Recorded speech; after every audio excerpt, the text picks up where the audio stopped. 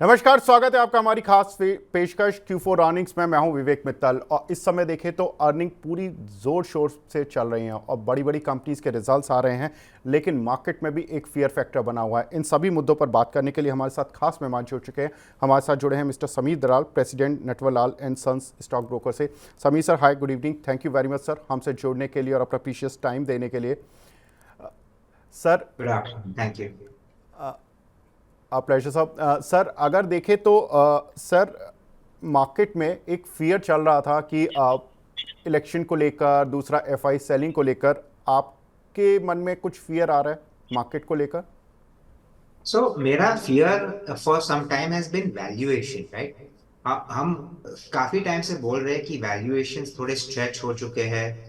ये जो liquidity flow Indian domestic mutual funds में आ रही है, whether it be in hybrid, whether it be in arbitrage, whether it be in जिस the pure SIP जो आ रहे हैं, they almost 20-25,000 crores is coming every month, or maybe even higher some of the months. And this money not necessarily is the smartest money, and that is pulling the market up because mutual funds have a mandate कि हमको invest करना है. So बिल्कुल। they are buying into these stocks, and there's some amount of buoyancy. Secondly, what we are seeing is because the markets are buoyant, it's become बोलते ना काफी आसान हो गया है पैसा कमाने का मार्केट में. बिल्कुल। आज एक स्टॉक लेते हो, 2-3 दिन में स्टॉक 5-8% बढ़ जाता है. So a lot of these speculators, traders, new investors are coming quick to the market to make quick money, और that has pulled valuations up. और फिर क्या होता है कि सब लोग स्टॉप लॉस के साथ काम करते हैं, तो जितना बढ़ते जाता है वो लोग बेचते भी नहीं है. So that has been a big worry. Now when you talk about election जो वरीज है, yes there will always be a big worry कि what will happen if BJP उनका मैंडेट जो उन्होंने बोला है 300 प्लस सीट्स नहीं आते, तो what kind of signal does it send into the market.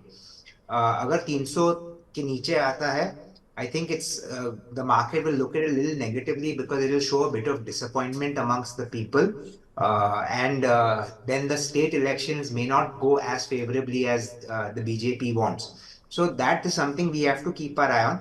Even if they do get 300, 320, market has factored that into the system, right? So right. there will not be a run up on the fact that BJP is coming to power.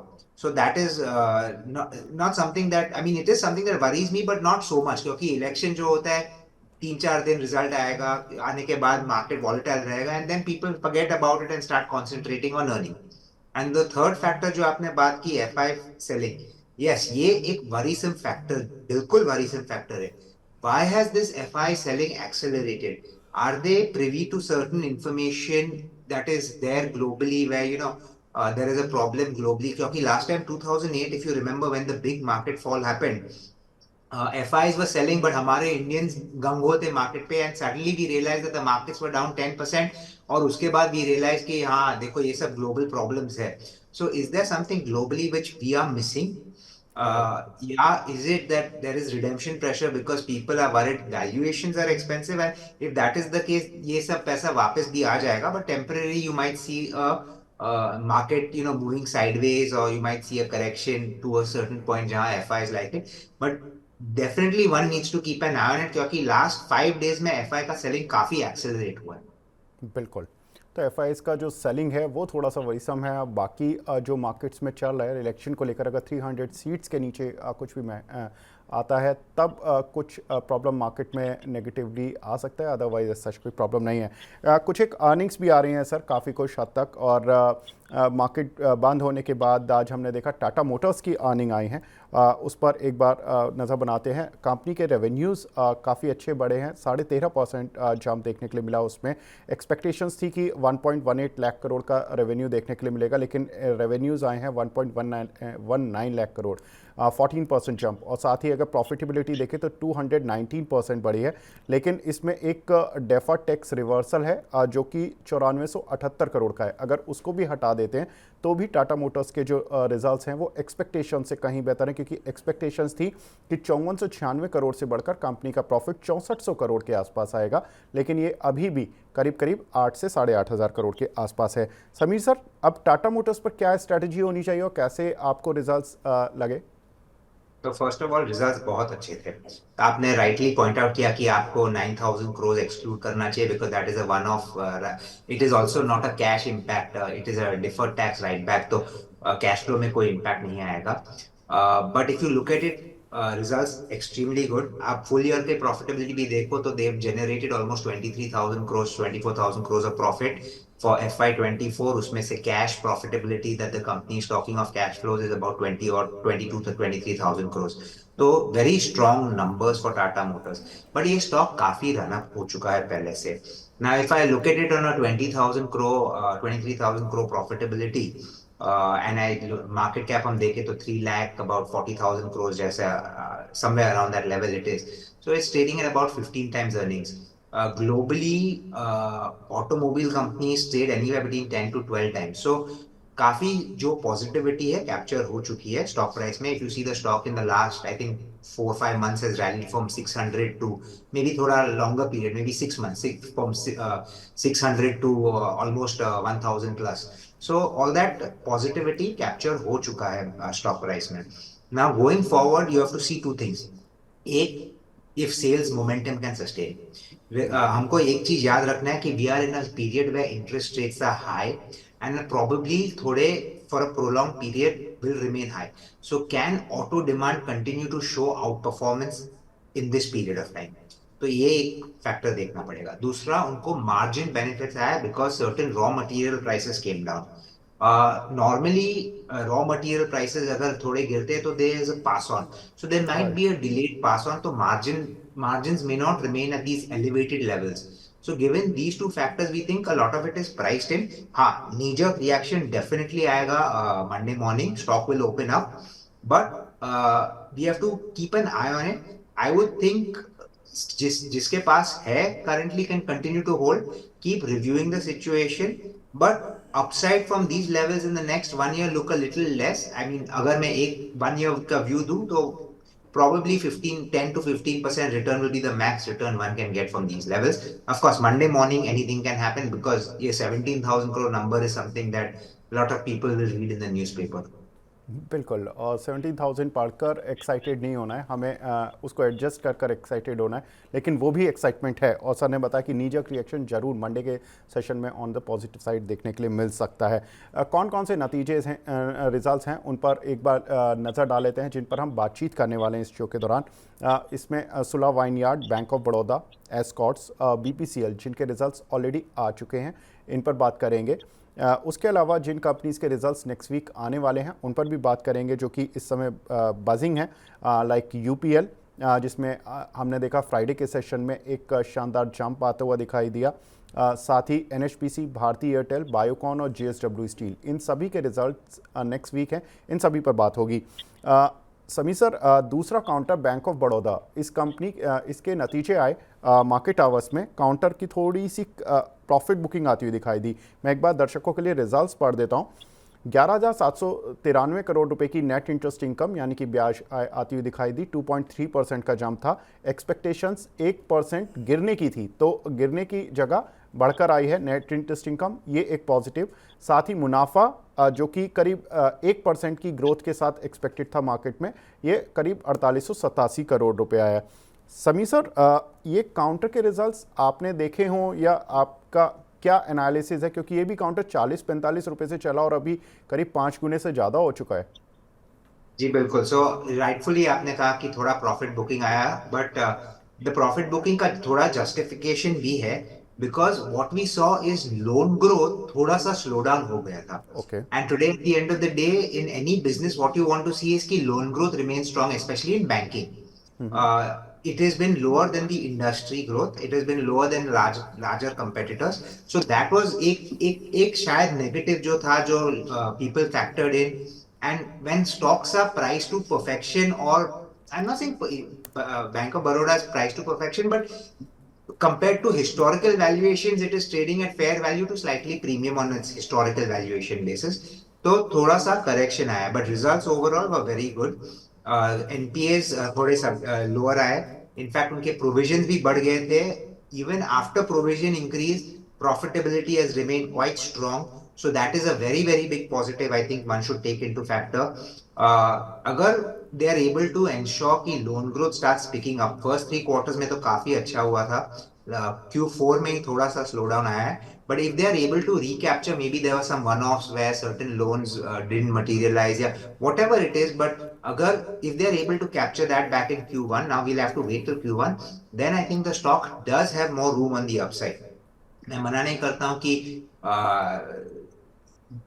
that valuations are fair, but re-rating जो PSUs में हो रही है, that momentum can continue if they deliver strong results in Q1 with good growth trajectory. दोनों side पे, deposits पे भी और loans पे भी. In this quarter, if you ask me, deposit growth also at 10-11% was a little low.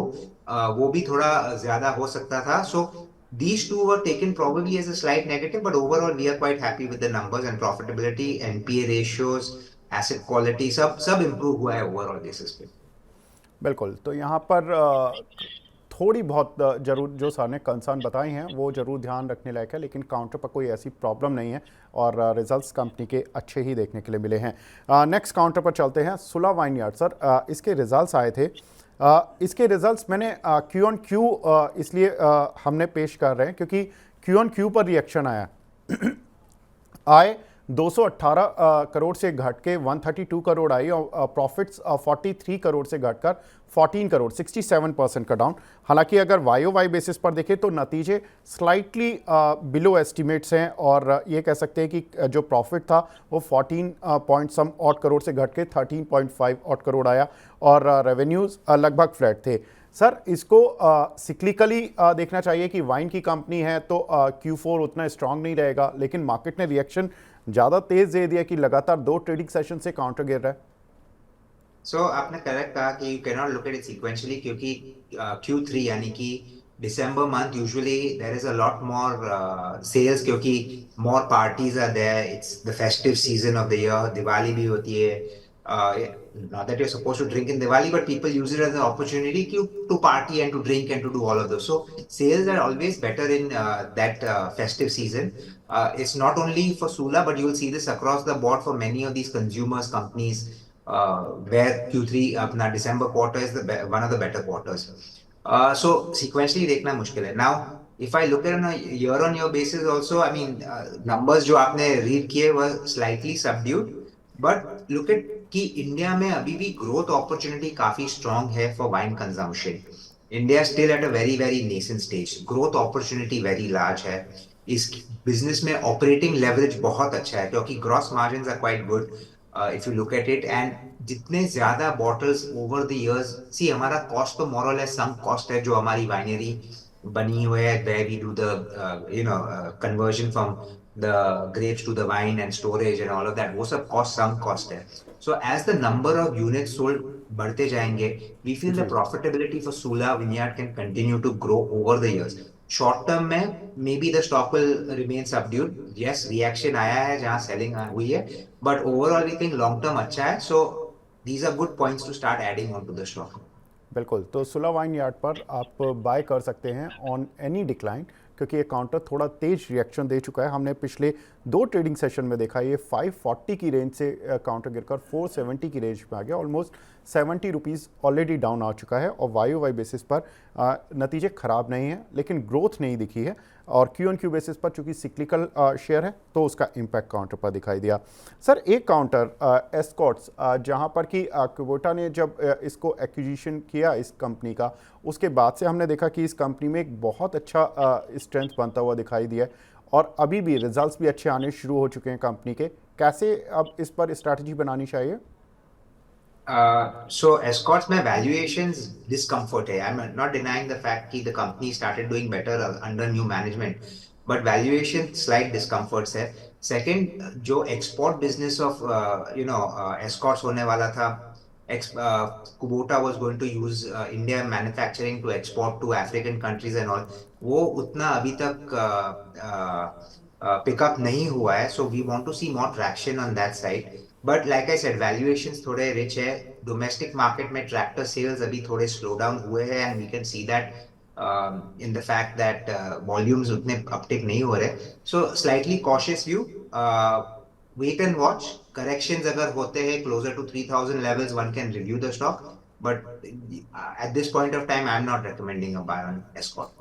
Sure. तो जिनके पास है वो किसी भी राइस पर अभी प्रॉफिट बुक करे, और जब 3000 के लेवल्स के आसपास आ जाएगा देन इस काउंटर को आप रिव्यू कर सकते हैं। उस समय हम सर से बात करेंगे कि बाय करना है या नहीं करना है।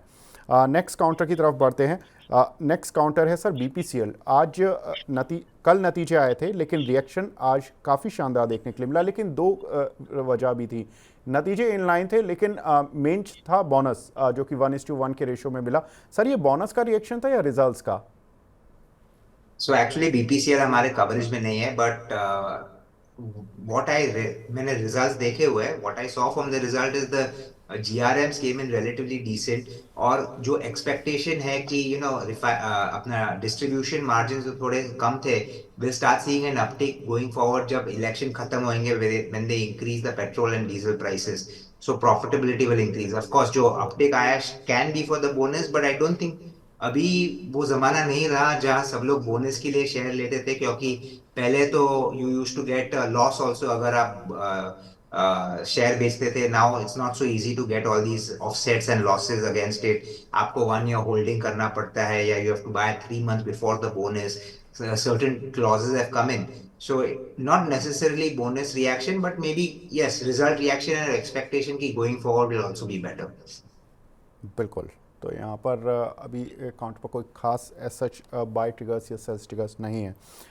नेक्स्ट काउंटर जिनके अब नतीजे आने वाले वीक में शुरू होंगे उसमें है यूपीएल। सर आज इस काउंटर पर करीब 7.25% का जंप देखने को मिला। काउंटर काफ़ी पिटा हुआ शेयर है, लेकिन अगर हम देखें तो इनकी जो प्रॉब्लम चाइना से चल रही है कि चाइना में जो ऑफ पेटेंट चीज़ें चली हैं जिसकी वजह से इनके बिजनेस में कंपटीशन बढ़ गया, और उसकी वजह से इनकी जो हाई एंड की इन्वेंट्री थी, हाई प्राइस की इन्वेंट्री थी, ये उसी को क्लीन करने में लगे हुए हैं पिछले कई क्वार्टर से, और डेट लेवल भी बढ़ रहा है, लेकिन काउंटर बढ़ा है। अब क्या करें सर रिजल्ट से पहले? सी काउंटर बड़ा है आज, बट आपने फर्स्ट राइटफुली कहा कि काफी पिटा हुआ स्टॉक है. Used to trade at around 700 750, जो which has gone down all the way to 450. So the stock काफी करेक्ट हो चुका है. दो रीजन. फर्स्ट, उनका लेवरेज बहुत हाई है. जो उन्होंने एक एक्विजिशन, लार्ज एक्विजिशन किया था, उसके बाद जो मार्जिन कॉन्ट्रैक्शन आया, उनका प्रॉफिटेबिलिटी पूरा निकल गया.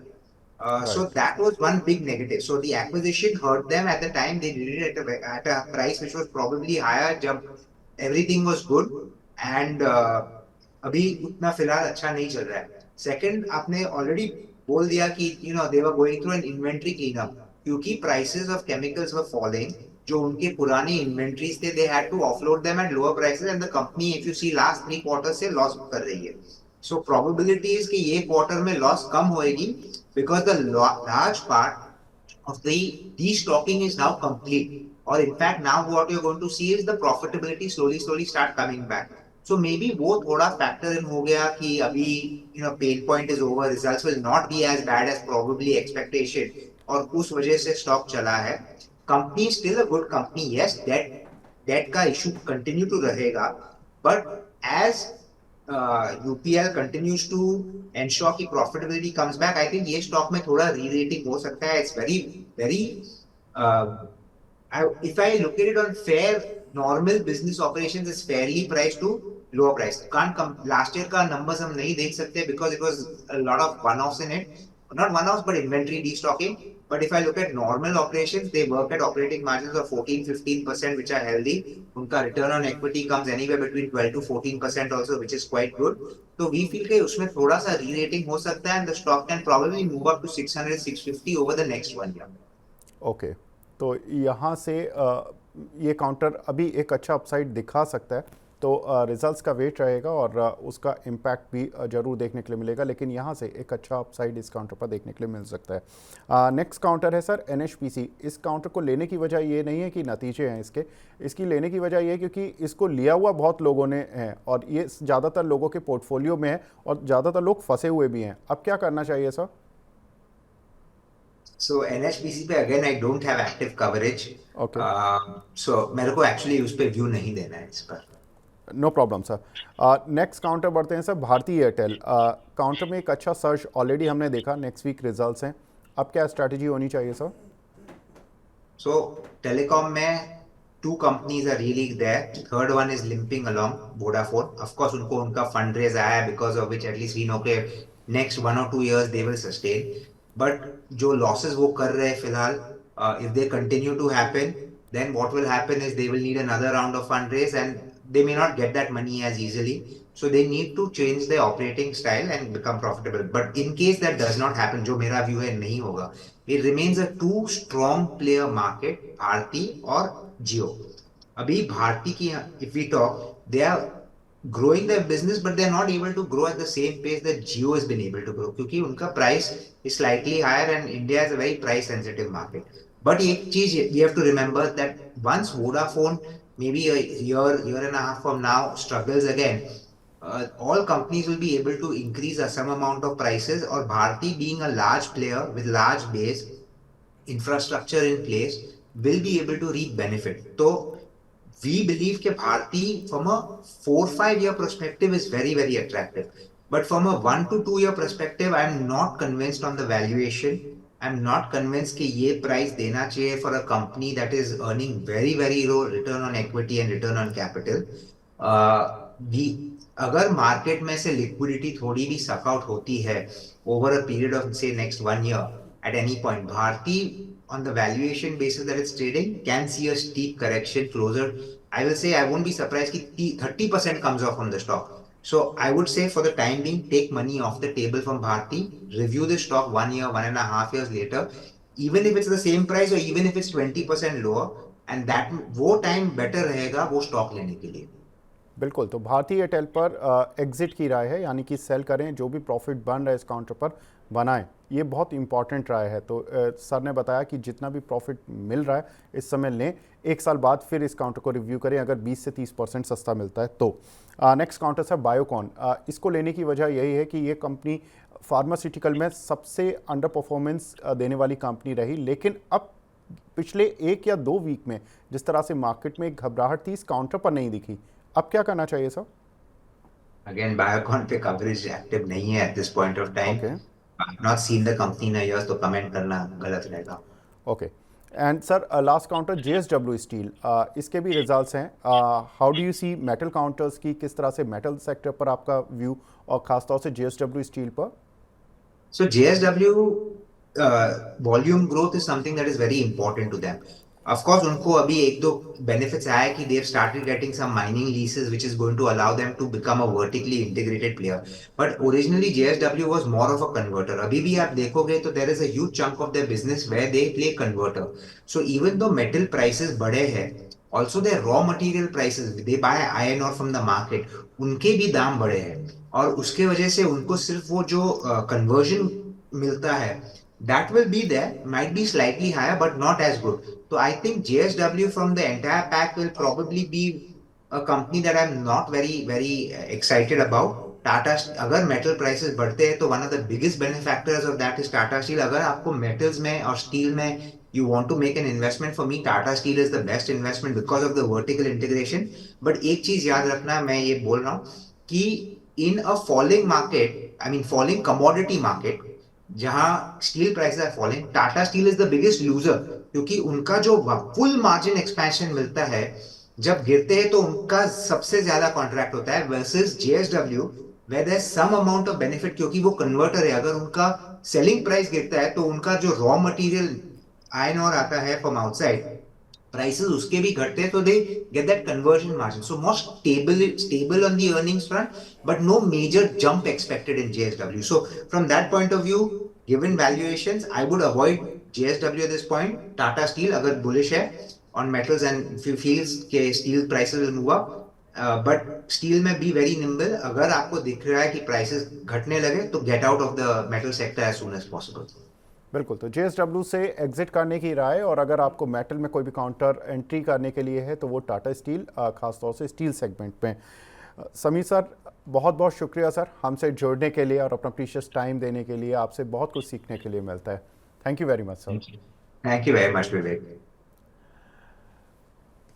तो ये थे समीर सर, जिन्होंने बताया कि जिन कंपनीज़ के रिजल्ट्स आ गए हैं उन पर क्या करना है, और जिन कंपनीज़ के रिजल्ट्स आने वाले हैं उन पर क्या करना है, साथ ही मार्केट्स में कौन सा सबसे बड़ा फियर इस समय चल रहा है और किस फियर को हमें किस फियर के साथ हमें सावधान रहना चाहिए। तो इन सभी मुद्दों पर बात की। तो फिलहाल इस खास पेशकश को यहीं पर विराम देते हैं। नमस्कार।